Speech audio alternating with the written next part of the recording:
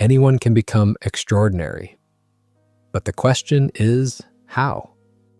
Let's explore the story of Clarissa, who achieved an incredible 6-minute performance after just 1 month of practice.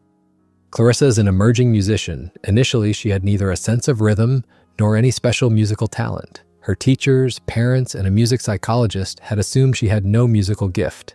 But gradually, her practice sessions became notable in the world of music science. McPherson, a music psychologist, recorded Clarissa's clarinet practice and observed that she focused on the song Golden Wedding for a continuous 6 minutes. After playing each note, she would return to the music sheet, carefully check her hand positions and the melody, and then repeat the same process until the performance was perfect. Scientifically, Clarissa's talent is attributed to myelin, which connects neural fibers and strengthens signals. In other words, small but consistent practice over time can produce remarkable results. If you want to learn a new skill, this summary is for you. Here you will learn how skills are developed, how your nervous system processes every practice, how to apply the 3 main elements of the talent code: deep practice, ignition, and master coaching together. The sweet spot. Talent is not just innate ability. True talent is what you develop through repeated practice. Journals say mistakes make you better. Failure helps you identify areas that need improvement. Deep practice is essential. This means active learning, not just watching or listening, but doing it yourself. Example: on a plane, the cabin crew demonstrates how to wear a life jacket. If you only watch, you may forget in an emergency. But if you practice yourself, your brain will remember it. Another example: at a party, someone tells you their name. You hear it, but forget. Only when you actively ask and repeat it does the name stick in your memory. Deep practice means choosing difficult tasks, trying repeatedly, learning from mistakes, changing your strategy, and trying again. Robert York says the secret of deep practice is finding your sweet spot, the level where you learn with a challenge. True learning is not just acquiring information, but knowing how to use what you've learned. Remember, the more you struggle, the more you learn. Difficulty and mistakes are the biggest parts of learning. The deep practice cell. The most effective way to master any skill is targeted, mistake-focused practice. This means practicing actively, identifying your mistakes, trying again, and repeating this cycle over and over. If you struggle, don't worry. Keep practicing with full passion and dedication. Developing any skill requires both time and energy. It's not easy, but if your intention is strong, you can do it. Your nervous system plays a crucial role in this entire process. A microscopic substance called myelin helps link your daily practice together. Here's how it works. When you learn to walk, your brain sends signals through nerve fibers. Myelin collects these signals and strengthens their power, speed, and accuracy. In simple terms, myelin helps your body respond quickly and correctly. Think of it like this. Nerve fibers are like spaghetti, and myelin is like hot water. When you boil spaghetti without oil, the strands stick together and form a thicker thread. Myelin does the same. It connects different nerve fibers, and repeated practice makes this thread stronger. Dr. George Bartzokis, a professor of neurology, says that myelin is the main reason behind our talking, reading, and learning skills. It enables our brain to function and helps us become human. Think of it like a circuit. Just as Christmas lights turn on one by one and spread brightness everywhere, your brain starts sending signals. Myelin collects these signals and creates an infrastructure to speed up processing. When you learn skills, your brain and nervous system first process your actions unconsciously. This is called the input-output approach. Input, your senses and decision-making. Example, seeing the ball, feeling the racket, and deciding to swing it.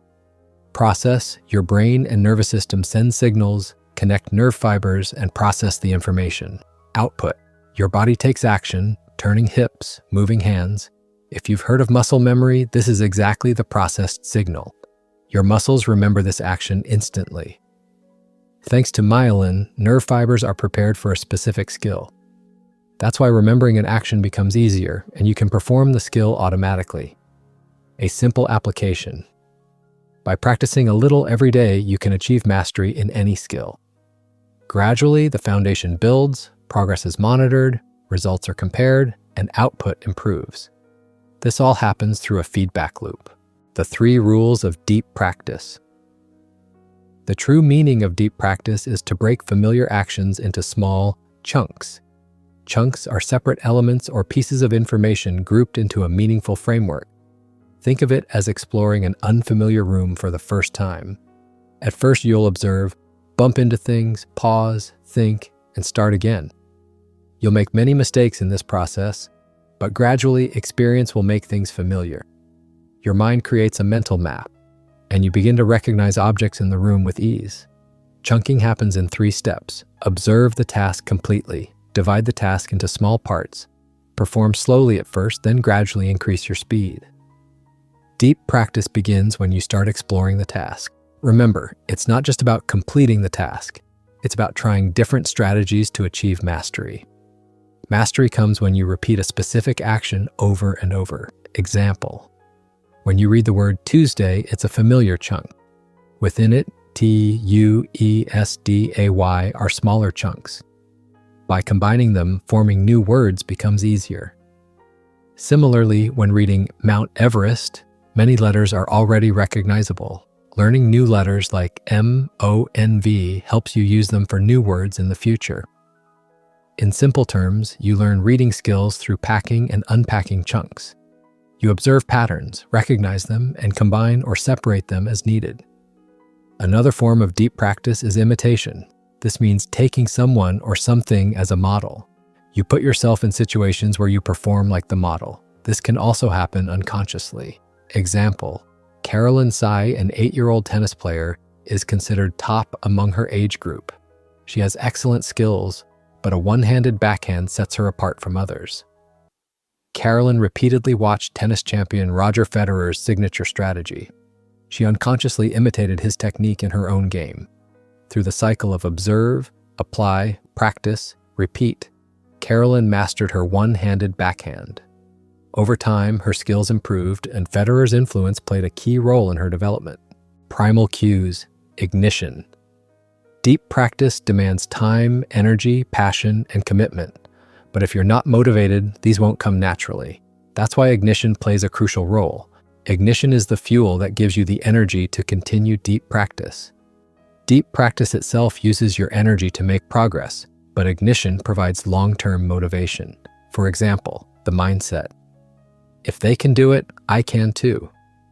Oxford medical student Roger Bannister was the first runner to complete a mile in under 4 minutes. This historic achievement became motivation for other runners. A few weeks later, Australian runner John Landy broke his record. Then 17 more runners achieved the same. This is a perfect example of ignited motivation.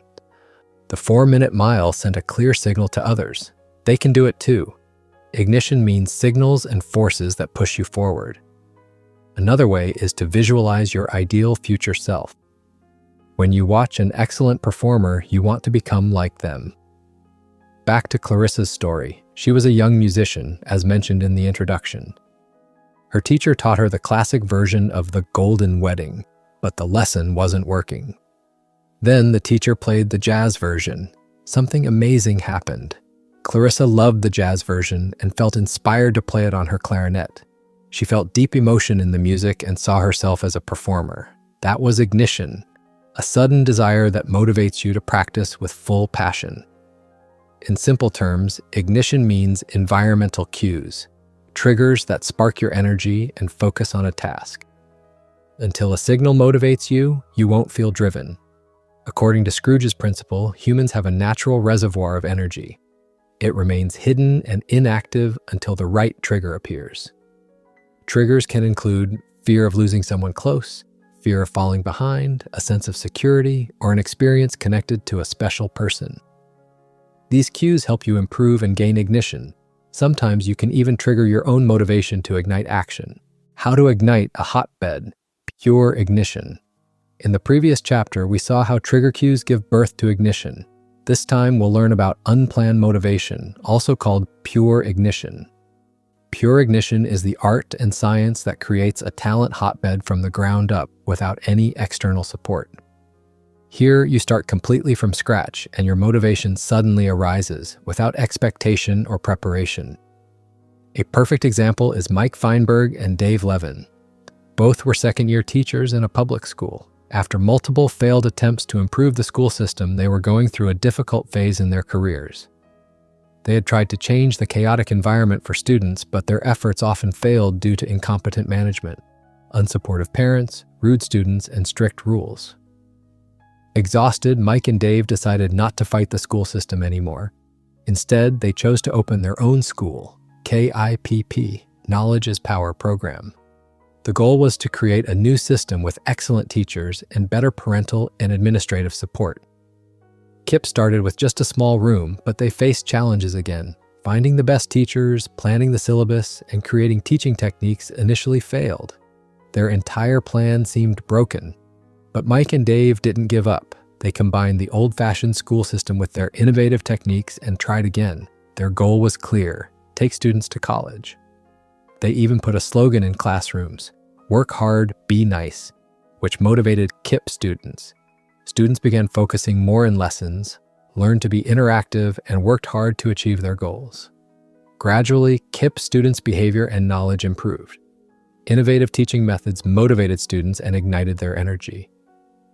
Slowly, students developed high levels of discipline and learning ethics. Mike and Dave's journey was long. They continually applied new ideas and removed non-working strategies in their school. Eventually, their efforts paid off. KIPP students' test scores improved every year.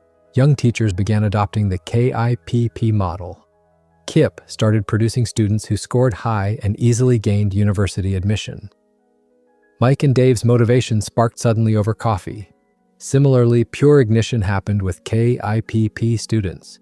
It wasn't just the slogan, it was the shift in how they saw themselves that made them engage in active learning and respond to teachers. Most importantly, KIPP gave students the belief that they could go to college, which activated their ignition triggers. In other words, trigger cues cannot work without pure ignition. This is why Mike and Dave opened their own school. The Talent Whisperers, masters who understand talent. Talent whisperers are those who understand their students' needs. They don't just teach, they develop them. These coaches and teachers give direct and precise signals through their tone, gestures, observation, and rhythm. A brilliant example is Hans Jensen, a famous cello teacher. He taught two students, Sang Yi and Whitney Delphos, using different methods. Sang Yi was an 18-year-old cello musician. During practice, he played the Dvořák concerto. To a regular person, his performance seemed perfect, but Jensen was not satisfied. Jensen stepped a few feet away and shouted, "Now!" This was a forceful trigger, meant to put Sang under pressure so he would play with emotion, not just by memorizing notes. Sang played poorly for a moment, but Jensen observed his eyes and realized he was under the just play pressure. Then he said, "Don't think too much, just play." Sang closed his eyes and played with emotion. After finishing the piece, he thanked Jensen. The next student was Whitney Delphos, a 20-year-old cello player. She was nervous, so Jensen first helped her relax, smiling and greeting her gently. When Whitney played her piece, she missed some notes and lost rhythm.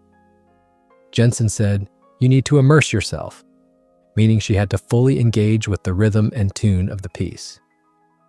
Whitney closed her eyes, focused her mind, and imagined each section. Her performance improved significantly. In this way, Jensen understood his students' needs. He didn't just tell them how to play the cello.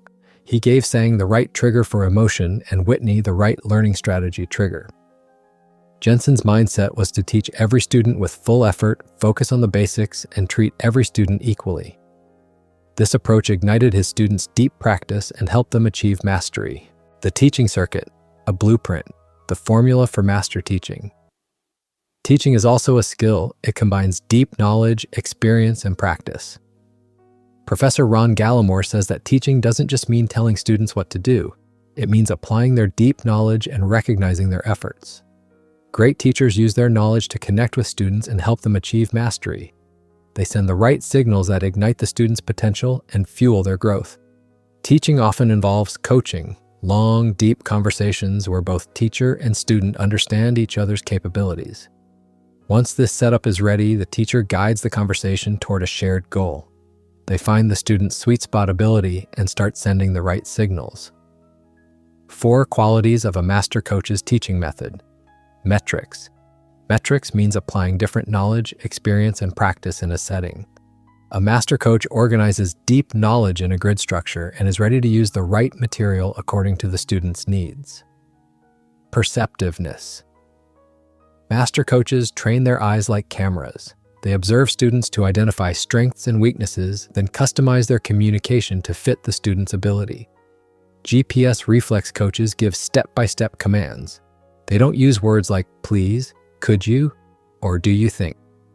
They say, now, do this. Like a GPS giving directions, turn left, go straight. Master coaches guide students step by step. Example for a voice coach. The song is fast, so you go faster too. Add this technique at the end of every line. Finish the ending like air escaping from a balloon. Theatrical honesty students won't learn until the coach honestly points out mistakes. Coaches use different approaches, sometimes loud, sometimes soft, sometimes asking questions, to find what works best for the student. Conclusion: what you've learned. Find the sweet spot. Take the task, accept mistakes, fix them, and try again. Nerve fibers and myelin. The more signals you create, the thicker the myelin and the faster you learn. Break big skills into chunks. Start small, experience failures, and learn lessons. Use motivation triggers. If someone can do it, so can you. Surgeons appear suddenly. Notice new ideas that fuel the mind to create.